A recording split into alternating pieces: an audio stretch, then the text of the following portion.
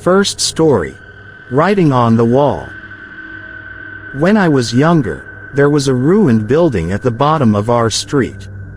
All of the kids in the area kept well away from it, because the rumor was that it was haunted. The concrete walls of the old two-story building were cracked and crumbling. The windows were broken and shards of glass lay all over the floor inside.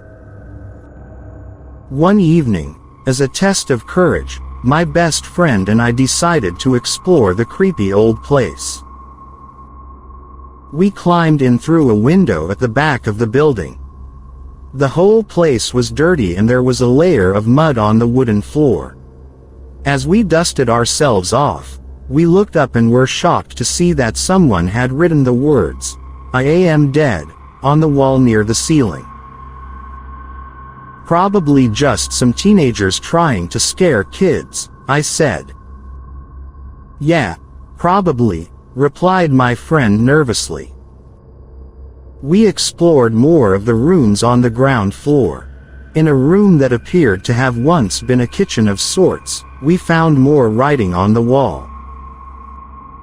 It read, "I am in a room upstairs." We walked up the creaking stairs to the second floor. I led the way and my friend followed close behind. I wasn't scared, but he was beginning to get a little jittery. When we came to the top of the stairs, we turned left and walked cautiously down the narrow hallway. At the end of the hallway was a closed door with some more ominous writing on it. "You will find me in this room." By now, my friend was shaking with fear. I was quite creeped out too, but I didn't want to show it. He told me he didn't want to go any further, but I insisted, telling him there was nothing to be afraid of. I turned the handle and the door creaked open. We stepped into the room and found it empty. There were two closed doors on either side. There was more creepy writing on the wall. It read, "My head is on the left and my body is on the right." As soon as my friend saw this, he completely lost his nerve. He gave a yelp and turned to run away. I caught hold of his arm, but he shook me off and fled out through the open door. I heard his footsteps disappearing off down the hallway. I held my ground. I was determined to be brave and overcome my fear. Mustering all my courage, I opened the door on the right and walked inside. I walked to the other side of the room and on the wall, written in tiny letters were the words, "My body is underneath." I looked down at the floor. I was standing on some more writing on the floorboards. I stepped back and saw the words, "My head is coming from the room behind you. Turn around." I heard the door behind me creaking and quickly turned. There was a shadow moving behind the door. Suddenly something rolled into the room and came to a rest against the wall. It was my friend's severed head. His dead, sightless eyes seemed to stare at me. Screaming in horror, I flung myself out through the open window and fell 2 stories to the ground. I landed on my side, breaking my arm. In horrible pain, I ran home, crying and yelling for my parents.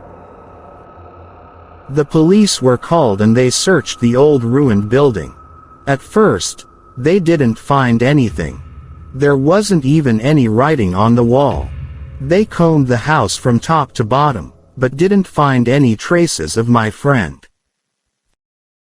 Then they pried up the floorboards. His body was lying underneath. They never found his head.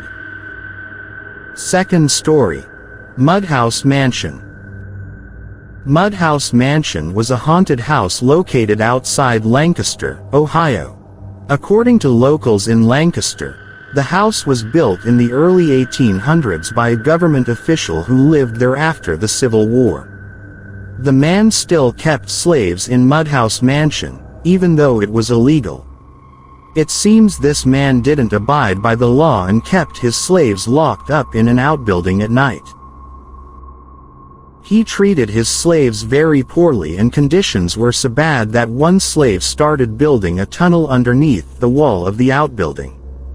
He dug a little every night after the lights in the mansion had gone out and the slave owner and his family had gone to sleep. Eventually his tunnel was completed and he squeezed himself down the small opening and came up on the other side of the wall. In the dead of night, he crept towards the mansion, slipped the lock on the back door, tiptoed up the staircase and killed everyone inside. In the morning, locals discovered what had happened, but all the slaves had escaped and no one was ever charged with the crime. The house lay vacant for years afterwards and neighbors heard strange groans and shrieks coming from within the empty mansion. Everyone believed it was haunted by the ghosts of the slave owner and his family. Nobody dared to enter the menacing-looking building. According to local legend, a man actually did buy the house in 1892 and moved in with his wife and their 3 children. Neighbors saw the family moving in, unloading their belongings from trucks and carrying them into the house. And then, nothing. Neighbors never saw them again. The family never left the house. Neighbors thought it was very odd for a family of 5 to spend all their time indoors. When one neighbor looked out her bedroom window, all she could make out was the figure of a woman, dressed all in white, standing at the second-floor window. The figure wasn't doing anything, just standing there, staring at her. When the neighbor looked again, the following day, she saw the figure again, standing in the same position. Every day, whenever the neighbor looked at Mudhouse Mansion, the figure was always there, standing in exactly the same position. Mudhouse Mansion Story. Mudhouse Mansion Story. On the 10th day, she called the police and asked them to investigate. When policemen broke into the mansion and climbed the stairs to the second floor, they were greeted by a terrible sight. All 5 family members were hanging lifeless from the ceiling. They were all dressed in white nightgowns. It appeared that they had taken their own lives. The figure the neighbor had seen was the mother of the family. And she hadn't been standing at the window, she had been hanging there for 10 whole days. Mudhouse Mansion. Mudhouse Mansion. After that, nobody would live in the house and it has remained vacant to this day. People still come to visit the old mansion, but the current owner will not allow anyone to enter the property. Sometimes, she sits outside with a shotgun in her lap, to frighten off trespassers. She is afraid that if anyone goes in, they will never come out alive. Local children call it Mary's house, and tell each other that the famous Bloody Mary of legend grew up there. People who live in the area say that on cold dark nights, you can sometimes still see the figure of a woman, all in white, standing motionless at the second-floor window. Third story. Kaimuki House. There is an infamous haunted house in Honolulu, Hawaii that the locals call Kaimuki House. Some people call it Hawaii's Amityville Horror. In the summer of 1942, the house was occupied by a single mother and her 3 children. One night, the police were called to her house. They found the hysterical woman in the front yard screaming, "She's trying to kill my children." When they entered the house, the police officers stumbled onto a scene that they would never forget. The 3 children were being thrown around the room by an invisible force.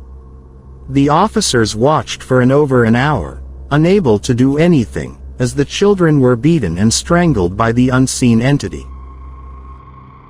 The incident was on the front page of the local newspaper headlines for several days. Years later, 3 girls were sharing the house. One night, they started to hear strange noises. It sounded like someone was moving around and talking. One of the girls felt an invisible hand on her arm. They called the police. When an officer arrived, he found the three girls standing outside the house with a look of sheer terror on their faces. The girls decided to go and stay with one of their mothers, and the policeman decided to follow them to make sure nothing happened. However, on the way, the police officer saw the girl's car pull over into a parking lot. The girl in the front seat was struggling with something invisible that was trying to strangle her. When the policeman jumped out of his car and tried to rescue the girls, he felt a strong calloused hand grab his arm and twist it. Suddenly, the door of the vehicle flew open and the girl was thrown out onto the road. She was clawing at her throat as if someone was choking her. They were unable to do anything to stop the attack and were forced to watch as the woman was strangled to death. In 1977, a Japanese couple moved into the haunted house in Kaimaki. They didn't know anything about its history. On their first night in the place, the wife woke up at midnight because the bedroom was very cold. When she looked around, she was horrified to see a ghostly white figure floating in midair. It was a woman with no arms or legs. When the wife tried to wake her husband, the figure disappeared. The next day, the couple were so disturbed by the apparition that they contacted a priest. He advised them to make offerings of bread and water to the spirit every night. He said it was Akasha, a Japanese demon, caused by some horrible murders that had occurred in the house years before. After repeating the ceremony every night for a week, the couple never saw the horrific spirit in the house again. These stories are just the tip of the iceberg. They say the cause of the haunting was a series of terrible murders. Many years before, a Japanese immigrant lived in the house with his wife and 2 children. Apparently, the husband killed his wife, his son and his daughter. He chopped up the bodies and hid them on the property. The police discovered the corpses of the wife and son buried in the garden, but the daughter's body was never found. They say her corpse is still hidden somewhere in the house.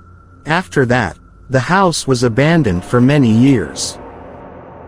Later, there were 2 women who lived in the house. One of the women fell in love with a man. There was some type of love triangle and they say the man was driven mad by jealousy. He murdered both of the women and then committed suicide in the house.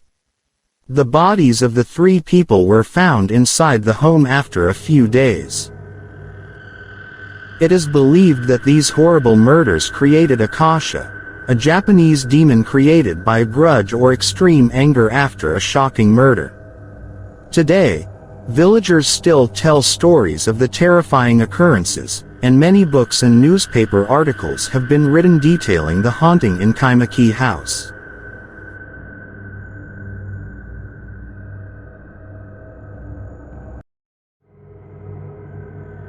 First story: Car Keys. One night, a father and his daughter were driving down a deserted country road. They were returning home after spending the entire day visiting the girl's mother in hospital. Listening to the sound of the rain drumming on the car roof, the girl began to doze off. Suddenly, there was a loud bang. The father struggled with the steering wheel, but the car skidded off the wet road and slammed into a stone wall. After checking that his daughter was uninjured, the man got out of the car to survey the damage. Both of the front tires had large punctures and the right fender was crumpled against the wall. The rest of the car had survived unscathed. "We must have driven over something on the road," he explained to his daughter. "Whatever it was, it blew out both of the tires." "You can fix it, right?"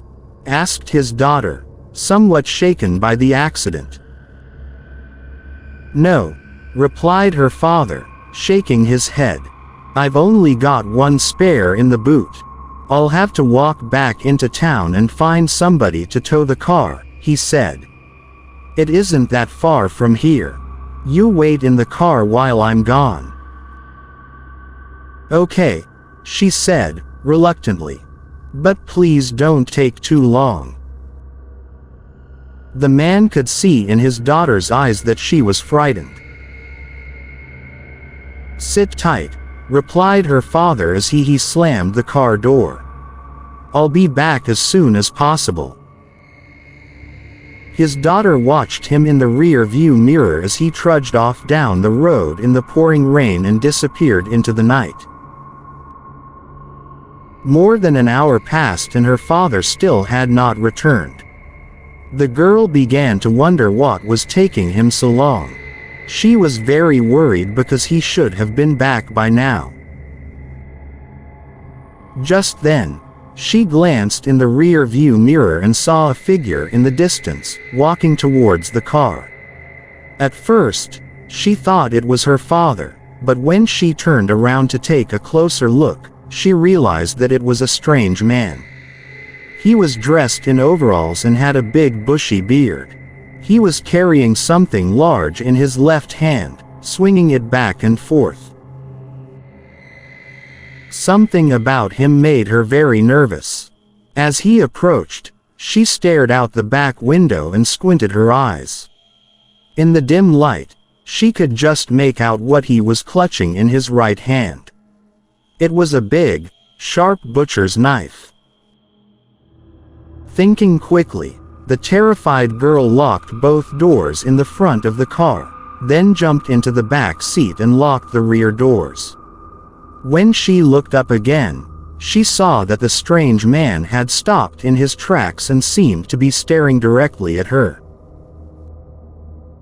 Suddenly, the man raised his arm and the girl let out a blood-curdling scream. In his left hand, he was clutching her father's severed head. She just kept screaming and screaming. She couldn't stop herself. Her heart was pounding and she struggled to breathe.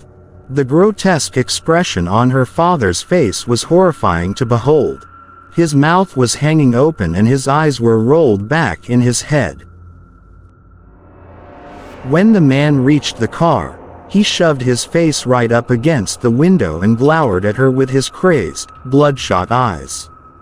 His hair was wild and matted with dirt. His face was covered in deep scars.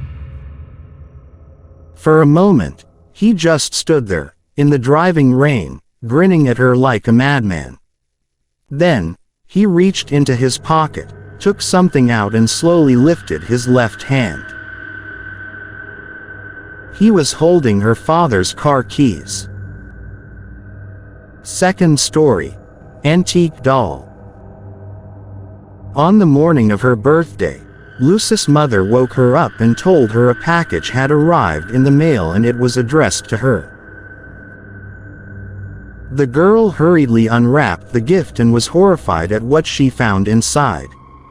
It was the most disgusting old doll she had ever seen. It was completely bald and its skin was cracked and caked in dirt. The worst thing of all was its teeth. They were long, pointy, sharp and beastly. They looked like an animal's fangs. With a shiver, she took the doll and threw it in a corner. Her mother scolded her, telling her that someone had gone to a lot of trouble to send her this antique doll. Her mother told her she had better appreciate it. Lucy tried to protest but her mother would not listen. She forced the young girl to keep the doll.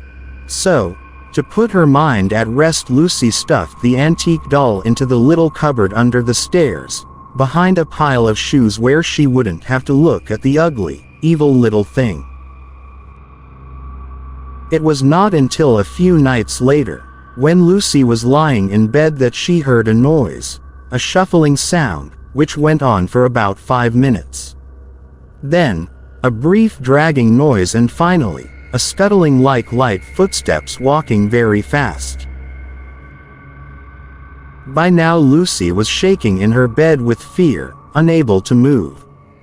Then, she thought she heard a faint raspy voice whispering quietly from downstairs. Lucy always slept with the door open and the landing light on, as she was a little scared of the dark. She heard the voice say, "Lucy, I'm on the first step," and then loud scrabbling again as whatever was speaking apparently turned tail and returned to its place of hiding.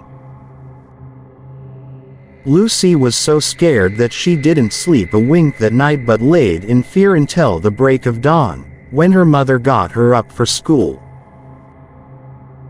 Lucy tried to explain to her mother what had happened the night before, but was so tired that, when her mother passed it off as just a dream, she began to believe it might be the case.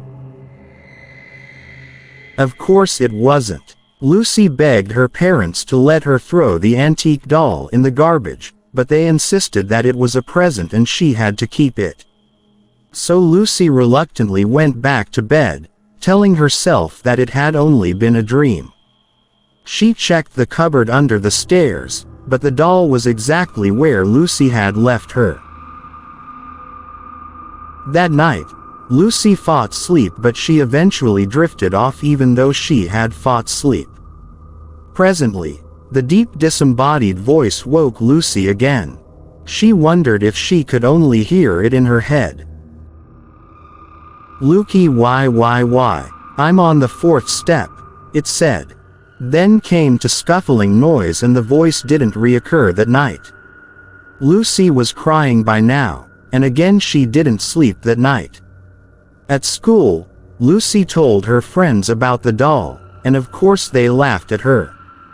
Lucy could only think that if the doll was climbing 4 steps at a time then there was only one more night to go.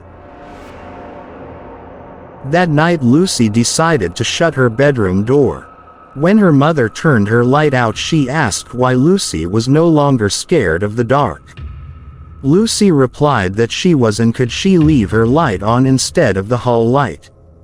But her mother pointed out that her bedroom light was so bright it would keep her awake, and said no. Therefore Lucy agreed to just sleep without a light. She opened the bedroom curtains instead to light the room a little anyway. Just as she began to doze, she heard the noise. And then the voice came, very clear this time. "Lukey, why, I'm on the top step." In the darkness of her bedroom, Lucy heard a click and trembled with fear. She wasn't sure, but she thought she could see her bedroom door opening very, very slowly. The next morning, Lucy's parents found her body at the bottom of the stairs. They guessed that she had been on her way to the toilet during the night and in the darkness, had slipped and fallen down the stairs, breaking her neck. The antique doll was found beside her body, and was buried with Lucy. Everyone said what a tragedy it was. "She loved that doll," said her mother. "Now they can be together forever." Third story. Intruder alert. It was the middle of the night and I was in the bedroom, trying to relax. I changed the channel on the TV and saw that the local news was on. At the bottom of the screen, there was a breaking news alert. "Murderer on the loose, hiding in the vicinity. Police warning everyone to be on the alert. Suspect is armed and dangerous." I was just drifting off to sleep when I was awakened by a strange noise downstairs. It sounded like there was someone in the house. At that moment, my heart began beating fast and I broke into a cold sweat. Straining my ears to listen, I thought I heard another noise. It was the sound of a door creaking. It wasn't my imagination. There was an intruder in the house. I have to get out of here, fast, I thought. I slipped off the bed as quietly as possible and crept towards the window. My body was shaking with fear and I was hoping I didn't make any noise. Just then, I heard faint footsteps making their way up the stairs. It sounded like more than one person. At any second, they would burst through the door. I had to get away. I climbed out the window and onto the garage roof, moving as fast as I could without making too much noise. At the edge of the roof, I grabbed the drainpipe and lowered myself down until I dropped into the garden. As I paused, I looked up at the window I had just escaped from and saw the lights go on. That was close, I thought. A chill ran down my spine as I thought about what would have happened if they caught me. I made my way to the bottom of the garden and into the woods. Once I was safely hidden by the trees, I broke into a run. I pushed onwards, stumbling through the darkness, moving through the undergrowth, until I came to another housing estate. Clutching my knife, I headed towards another house.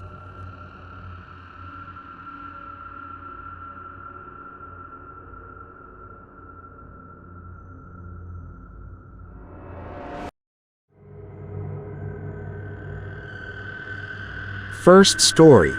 Video camera. A few years ago, there was a young man named Brian who went to university. He didn't have enough money to live in the campus accommodation, so he had to rent an apartment on his own in the city. After he had been living there alone for a while, he began to notice some strange things happening. Often, when he came back from college, the curtains in his bedroom would be drawn, when he distinctly remembered having left them open when he left that morning. At other times, some of his belongings seemed to have been moved and other possessions were nowhere to be found. These strange occurrences started to creep Brian out, so the young man decided to talk to his friends, Trisha and Alex, about the situation. They met him at a local diner and, over coffee, he told them all about the strange things he had noticed. "Maybe I'm just being paranoid," said Brian. "But I just get the sneaking suspicion that someone is breaking into my apartment during the day, while I'm at university and—" "And what?" interrupted Alex. "Rearranging your curtains and moving your stuff around. Who in their right mind would bother doing that?" "It sounds crazy, but you might have a stalker," said Trisha. "It's a possibility. If it's true, I think the best thing to do is contact the police." "What can the police do?" asked Alex. "They're not going to spend their time keeping your apartment under surveillance. Besides, there's no damage to any of your things. There's no sign of a break-in. In short, there's no evidence." "So what options then?" pleaded Brian. "I can't just do nothing." "I know how you can put your mind at ease," said Trisha. "It's easy. Just get a video camera, set it up in your bedroom and leave it running when you go to college. If you really do have a stalker, you can show the tape to the police as evidence." "You know, that's a great idea," said Brian. "And if you're really just paranoid and crazy, you can show the tape to your psychiatrist," joked Alex. That night, Brian borrowed Trisha's video camera and brought it home. The very next morning, he hid it discreetly under some folders on his desk. Before he went to college, he pressed the record button and left the running. During the day, while he sat taking notes in lectures, the young man forgot all about the video camera. It was not until he arrived home and went into his bedroom that he remembered his plan. Taking the video camera out of its hiding place, he pressed the stop button. Then he took out his mobile phone and called his friend. "Hey, Trisha," he said. "I just got home. I'm going to watch the video." "Cool," said Trisha. "Don't hang up. Tell me if you see anything." He pressed play and watched the recording on the video camera's tiny screen. He saw himself leaving for university in the morning and closing the bedroom door. Then, there was nothing. He pressed fast forward and scanned through the video. The room was empty. "Still nothing," he said. "I can wait," replied Trisha. "Anyway, there's nothing worth watching on TV at the moment." "OMG!" cried Brian as he pressed play on the camera. What? Trisha begged excitedly. "The door's opening," said Brian. "It's a woman." "What's she doing?" asked Trisha. "Just standing there, closing the door, walking around." "OMG. So weird. What does she look like?" "Can't see her face. Long, black, stringy hair. Tattered dress." "Do you know her?" "No. Don't recognize her at all. She's carrying a knife. A big kitchen knife. She's going through my trash. Now, she's picking up my clothes and sniffing them." Gross. What's wrong with her?" "She's going over to the closet. She just got into the closet." "Fast forward and see if she does anything else." He scanned through the video for a while, but the room was empty. "You know what this means," said Brian. "I have the evidence now. I can go to the police and they'll take me seriously." "I know," said Trisha. "They'll have to.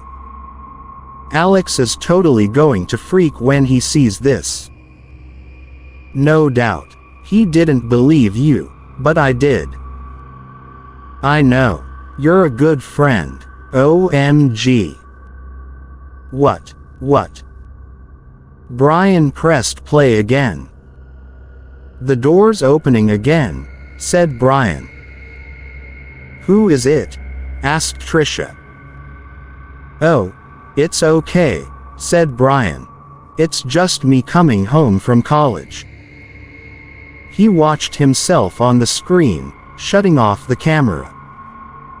"Let's go to the police now," said Trisha. "I'll go with you. We can show them the tape." "Okay. I'll meet you at the diner in 15 minutes, said Brian as he grabbed the video camera. "Okay. Wait a minute," said Trisha. "You said she got into the closet. Did she ever leave? Brian, did she ever get out of the closet?" A chill ran down Brian's spine. Behind him, he heard the closet door creak open. "Brian, get out of there," screamed Trisha, but it was too late. The phone went dead. When she tried to call him again, there was no answer. Later that evening, the police found the body of the 18-year-old college student lying in a pool of blood. He had been stabbed 21 times. The video camera was clutched in his cold, dead hands. When the police examined the camera, they discovered that the memory card was missing. No trace of the woman was ever found. Right now, she could be hiding in your closet. Second story. Brass vase. A few days ago, I received a very strange letter from my best friend, Julia. "Jason, I need you to do something for me tonight. It's very, very important that you do it exactly as I ask. You're probably going to think that this is all crazy, but please just humor me. Maybe we can laugh about all this, if I ever come back. Do you remember the brass vase that I found half buried in the forest? The one with the odd markings engraved on it. I need you to go to my apartment and get it. First, I need you to get a black marker and draw 2 eyes on the palms of your hands. Make sure the pupils are in the middle of each palm. Then I need you to go to my apartment. Bring a bag and a candle with you. When you get to the apartment, it will be dark. Don't turn the lights on. Use the candle to light your way. When you enter my bedroom, you may hear the sound of whispering. You won't know where it's coming from. Don't let it freak you out. Just ignore it. Don't let it convince you of anything. Just remember, everything it says is a lie. You'll find the brass vase sitting on the dresser. Make sure you pick it up with both hands at once. Make sure the eyes on both your palms are touching the brass. If you feel something touching you, just ignore it. None of it can hurt you. Tip the brass vase over, until all the blood has drained out. Make sure you drain it until there is not even 1 drop left in it. Whatever you do, don't look inside it. For God's sake, don't put your fingers inside it. Just drop it into the bag and leave. Take it away and get rid of it. Put it somewhere no one will ever find it. I'm sorry I have to ask you to do this, Jason, but you're the only person I can trust. If I'd known then what I know now, none of this would ever have happened. If everything goes well, I'll see you soon. All my love, Julia. It was signed in her usual flourish. I didn't know quite what to make of it. Was she joking? Was it some sort of prank? I decided to call her and find out. Her phone rang a dozen times, but there was no answer. Then her answering machine kicked in. Julia here, the recorded voice said. Please leave a message. Hi Julia, I said after the beep. I know it's late, but could you give me a call? That letter you sent kind of creeped me out and I just wanted to check that you were okay. I heard a faint, muffled, help me.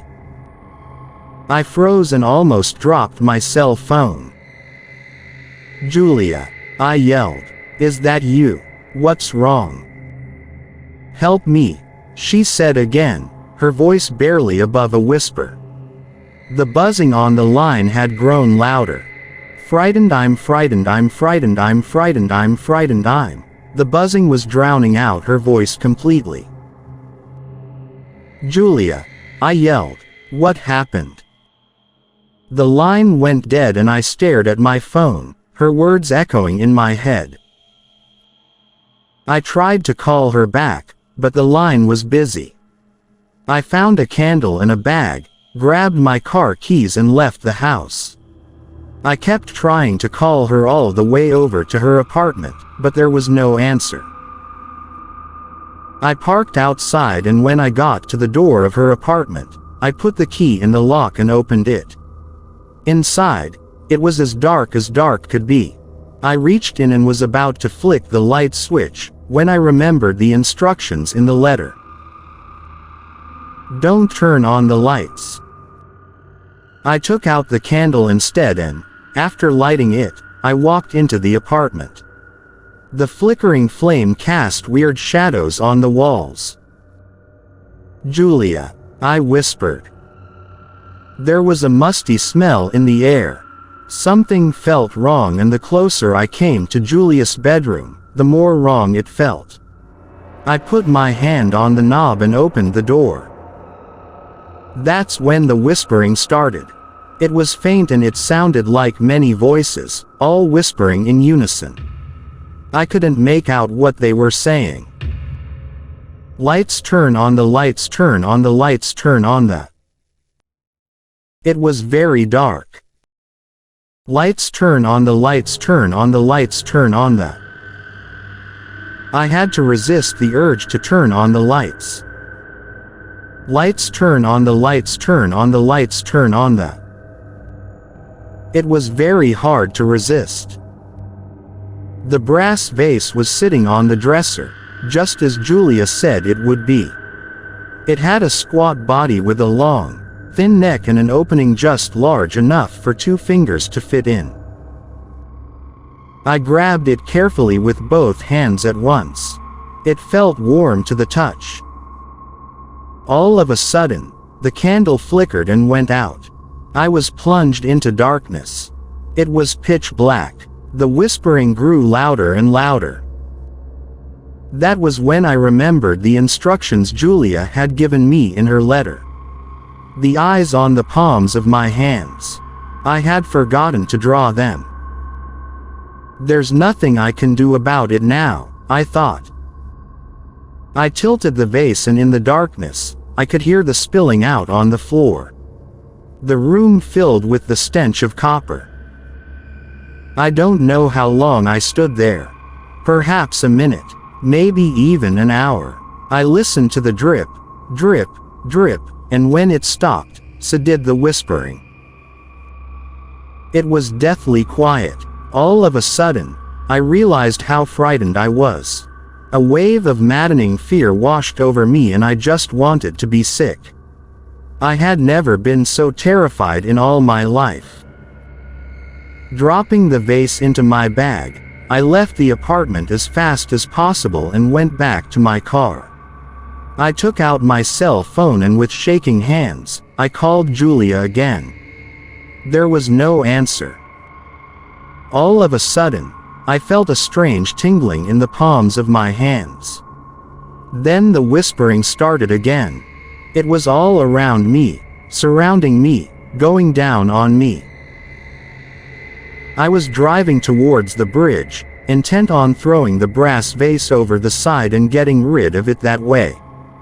The whispering told me not to. It told me to turn around and go home. I obeyed. I took the brass vase home. Each time it starts like this. First, there's whispering.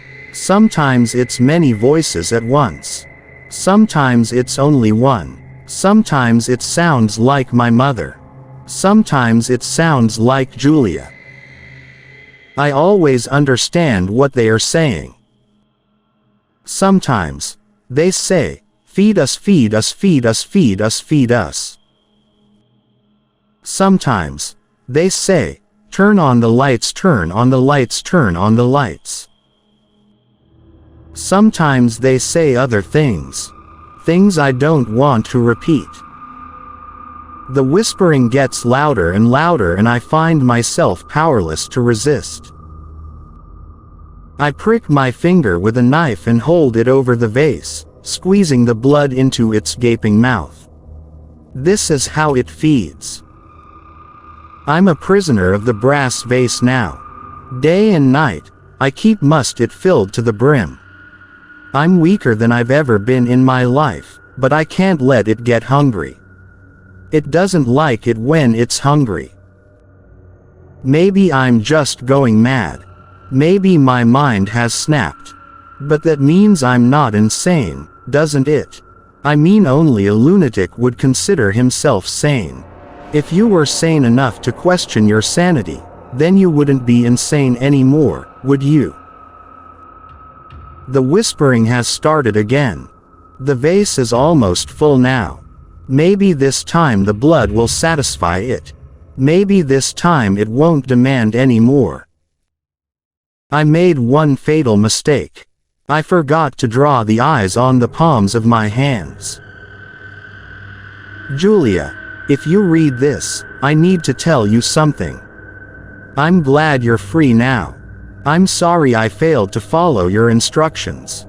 If I ever manage to escape, I'll find you, wherever you are, and maybe we can have a big laugh about how crazy all of this is. Third story. Girl and the Doll. I want to tell you a story about a girl and a doll. I know what you're thinking. You've heard this story before. A little girl wants a doll. Someone buys it for her and then the doll goes mental and kills everyone. Well, you're wrong. This is a different kind of story. It happened back in 2009 when I was 16 years old. One day, as I was walking home from school, I noticed that a new family had moved into the house at the end of my street. They were a young married couple and they had a little daughter who looked like she was around 6 years old. She wore a white dress, white socks and black shoes. Her hair was long and black and she was holding a doll in her arms. The doll had a white dress and long black hair as well. In fact, it looked almost exactly like a miniature version of the girl.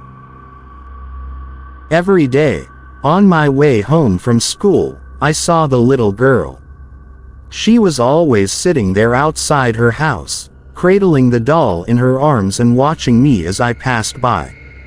There was something about the way she stared at me and the cold, dark look in her eyes that really unnerved me. At night, I couldn't sleep. I was plagued by very strange dreams and woke up in a cold sweat. I could only vaguely remember the dreams, but they all involved the girl with the doll. This went on night after night and the lack of sleep left me exhausted. There was an old lady who lived next door and she was very inquisitive. She was one of these old women who knows everything about everyone. She was always eavesdropping and sticking her nose into other people's business. One day, as I was walking to school, she grabbed me by the arm and, in hushed tones, she said she had something to tell me. She wanted to talk about the family who moved into the house at the end of the street. "You don't want to mess with them," she told me. "They're not good people. I've heard that they're always on the move and never stay anywhere for long. And that daughter of theirs. Did you know that she's adopted? She's not right in the head either. I've heard rumors that she's the offspring of the devil and that doll she carries around is not a doll at all, but a demon made in her image." I just rolled my eyes and walked away, dismissing it as the idle gossip of a crazy old woman. But, oh how silly I was. How I wish I had listened to the warnings of that crazy old woman. A few days later, there was a knock on our front door. When I answered it, a young woman was standing there. She was the mother of the little girl with the doll. "Hello," she said. "I'm your neighbor and I'd like to ask you for a favor." "Sure," I replied. "What is it?" "Something unexpectedly came up," she said. "I have to go on an errand and my husband doesn't get home from work until later. I'll only be gone for a few hours, but I need someone to look after my daughter while I'm away. I know it's short notice, but would you take care of her?" "Of course," I said. "What's your daughter's name?" "Lisa," the mother replied. "We need to leave now, so if you don't mind." I followed the woman to her house and I waited while she rushed upstairs. When she returned, she was leading the little girl by the hand. As soon as I saw her, I was taken aback. There was something wrong with her. Her eyes were completely black, like the eyes of a shark, and she was still clutching that wretched doll in her arms. I don't know what it was about the doll that creeped me out so much. Perhaps it was because it looked so much like the little girl that it was disturbing and uncanny. Before I had a chance to back out, the mother said her goodbyes, then got into the car and drove away. Without a word, little Lisa reached up and took me by the hand. Her skin was ice cold to the touch and it sent a shiver down my spine. "Play with me," she said. We went upstairs to her bedroom, but as soon as I closed the door, I began to feel uneasy. I could detect a strange and unpleasant smell in the room, but I couldn't figure out what it was or where it was coming from. I played with Lisa for about 30 minutes, but then I began to feel a tightness in my chest. I broke out into a cold sweat and my stomach was churning. I felt like I was going to vomit. "I have to go," I gasped. All of a sudden, Lisa scrambled to her feet and cried out, "No. You are going to stay with me forever. And we'll play all the time." She stared at me with those cold, black eyes and I felt like I was going to faint. I was frightened and wanted to get out of the room, but when I tried to open the door, the handle wouldn't turn. I began rattling it and pulling on it, but it was no use. I ran to the window and tried to open it, but it wouldn't budge. No matter what I tried, I couldn't open it. Then I remembered the warning of the old woman and cursed myself for not listening to her. I was trembling with fear, but I decided to recite a prayer. "Our Father who art in heaven, hallowed be thy name." As soon as I uttered those words, the little girl let out an ear-splitting screech. She screamed so loud that I thought I would go deaf and I had to clasp my hands over my ears, but I never stopped reciting that prayer. "Thy kingdom come, thy will be done, on earth as it is in heaven." The girl dropped the doll and it fell to the floor.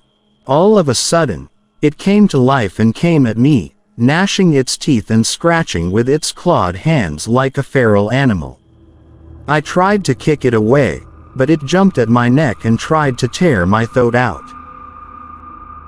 I fell backwards on the bed, desperately trying to fight the doll off. It was a terrible struggle. The doll was thrashing back and forth, scraping me and tearing at my clothes. Every time it got its hands around my neck, it started to throttle me. Eventually, I got the upper hand. I grabbed it by the legs and swung it with all my might, smashing its head against the wall. It hit the wall so hard that it left a dent in the plaster. A crack split the doll's face in two and thick black smoke began pouring out. "Give us this day our daily bread, and forgive us our trespasses as we forgive those who trespass against us." The doll lay on the floor, shaking and wriggling, flopping back and forth like a dying fish. The doll's head split wider and the smoke billowing out of it grew thicker and thicker. "And lead us not into temptation but deliver us from evil. Amen." When I finished reciting the prayer, Lisa was lying in the middle of the room, unconscious, and the doll was little more than a steaming pile of molten plastic, hissing and bubbling on the carpet. Just then, Lisa's mother came home. She ran up the stairs and burst into the room, demanding to know what had happened. I tried to explain, but I couldn't get the words out.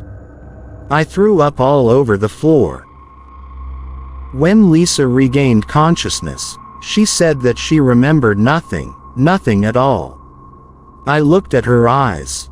The blackness was gone and now they were a bright, vibrant shade of blue.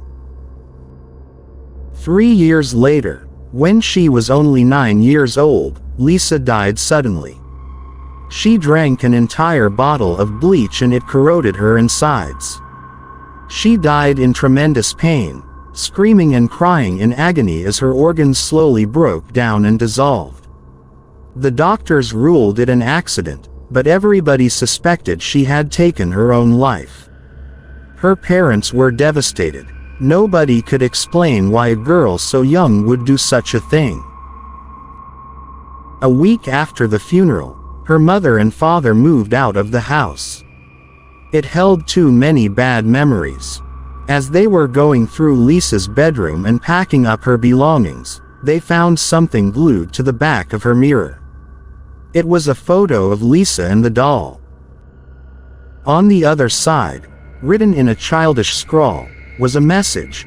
She has returned to us. For those who answer our call will be damned forever.